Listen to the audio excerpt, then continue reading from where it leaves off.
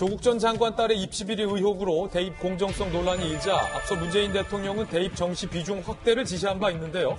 어제 교육부가 2023학년도까지 정시 비율을 40% 이상으로 확대하고 논술 전형, 학생부 비교과 활동, 자기소개서 폐지 등의 방안을 발표했습니다. 교육부가 정시 30%를 결정한 지 1년 만에 또다시 입시 제도에 손을 대면서 현재 고2부터 중2는 제각각 다른 입시 환경에 처한 상황, 이에 학생들을 실험실 쥐처럼 취급한다는 볼멘 소리도 나오고 있습니다. 교육계에서도 정작 조국 문제는 놔두고 대입만 입맛대로 바꾼다. 내년 총선 앞두고 여론에 밀려 정시 비중을 늘린 게 아니냐라는 비난도 이어지고 있는데요. 한편 이렇듯 대입 제도가 바뀌어서 학생들과 대학가가 혼란스럽던 날 고졸이 돼도 상관없다고 자신 있게 밝혔던 조국의 딸 조민 씨는 뭐 했을까요? 부산대 의전원 1층 강의실에 나타나 임상의학 종합평가 시험을 봤다는데 앞서 2번이나 낙제했던 졸업반 진급의 필수 과정 시험을 떡하니 본 겁니다. 이 와중에도 의사가 될 준비를 착착 진행하고 있다는 건데 재판이 길어지게 되면 의전원 입학 취소 여부가 확정될 텐데 그 전에 의사 자격증을 받겠다라는 것으로 풀이됩니다. 입시 비리 의혹의 당사자는 이렇게 아랑곳하지 않고 착착 앞으로 나아가는데 왜 일반 학생들과 학부모들만 뒤바뀌는 입시 제도에 혼란스러워해야 하는지 참 아이러니하고도 씁쓸한 상황이다라는 얘기가 나오고 있습니다. 일단은 조민 씨 얘기, 허나 소장님. 네. 대입 제도가 1년 만에 바뀌고 또 바뀌고 또 바뀌고 고2부터 중2는 제각각 다른 입시 제도에서 준비를 해야 하는 상황인데 그 제도가 발표되는 그날 조민 씨가 진급시험 봤다. 좀 씁쓸해요. 문제 없기 때문에 난 진급시험 봐도 오케이라고 생각했던 건가요? 주인공이니까. 그 조민 씨는 현재 이 나라의 영화 속의 주인공이라고 생각하고 있는 것 같아요. 저희는 엑스트라. 그러니까 언제 죽어도 상관없는 거예요. 자기는 끝까지 살아남을 거기 때문에 차근차근 준비해 나가겠다라고 하는 그 엄청난 멘탈에 지금 엄마로서 칭찬을 해줘야 되는 건지, 하지만 저는 고2를 두고 있는 엄마로서 칭찬을 해줄 수는 없을 것 같습니다. 열정이 터진다. 네. 사실 그 얘기하고 싶은데 참고 있었습니다. 지금 중3, 고1, 고2들이 무슨 죄가 있다고 조국 가족의 이 문제 때문에 이러한 날벼락을 맞아야 되는지 진짜 여쭙고 싶습니다.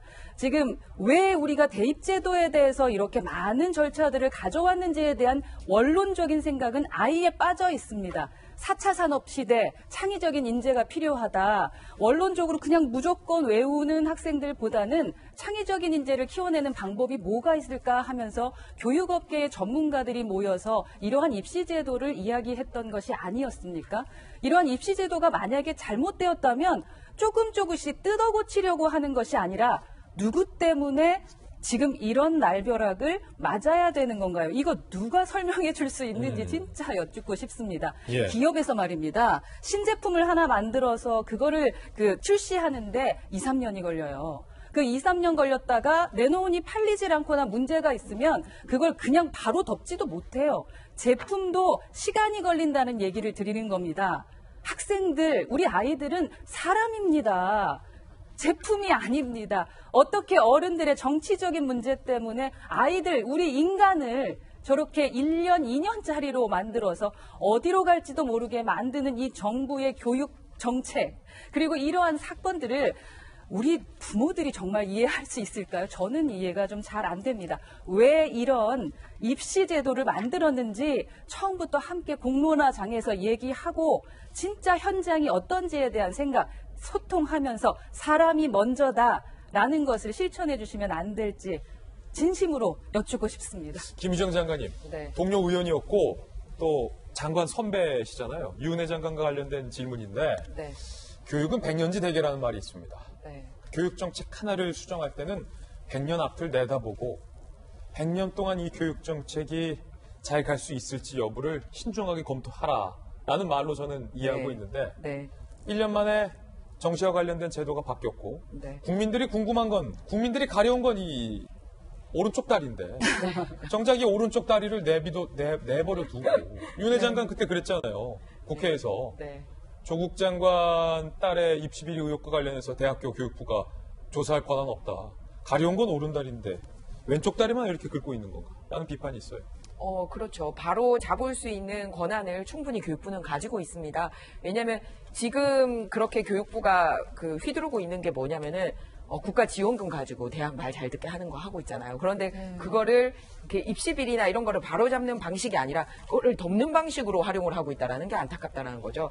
그리고 왜 우리가 이 조국 일가에게 분개하냐 하면은 조국이 첫 검찰에 나왔던 날짜가 언제인지 기억하세요? 언제입니까? 수능 보는 날이었잖아요. 그래서 우리가 왜 아침에 토크하면서 혹시 수능 보는 날이니까 몰래 이렇게 가는 게 아니라 포토라인에라도 서게 되면 수많은 이 수능 치르는 학생들에게 어쨌든 입시 관련돼서 내가 참 이렇게 해서 사과했으면 한다. 그 참 그런 의미에서 의미 있는 날짜다 얘기했는데 그게 아니라 국민의 시선은 수능으로 돌려놓고 자기들 몰래 들어갔던 거 아니에요. 그런데 역시 똑같은 프레임입니다.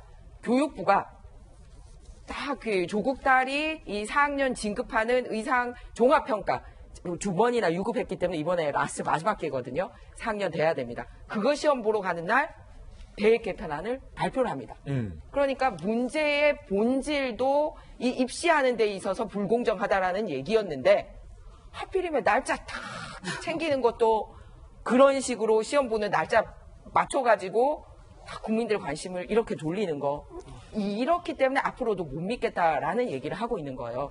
더군다나 결과 발표도 매우 만족스러운 교육부 발표가 나온 게 아니라 현재 중학교 2학년부터 고등학교 2학년까지는 대입시험이 다 달라요. 야, 이게 뭡니까? 그리고 뭐냐면은 애 여러 명 낳으라 그랬잖아요. 예. 그러면은 만약에 요 시기에 형제 자매를 둔 부모 같은 경우는 첫째가 고2, 둘째가 중3, 셋째가 중2. 그렇죠. 보통 1살, 2살, 3살 터울이 많잖아요. 이러면 좀 난리 나겠네. 그러면은 그쵸. 이제 형제 2명씩 가진 학부모들은 너는 뭐 30, 너는 40, 너는 50. 요 사이에 애가 2-3명 있을 가능성이 굉장히 커요.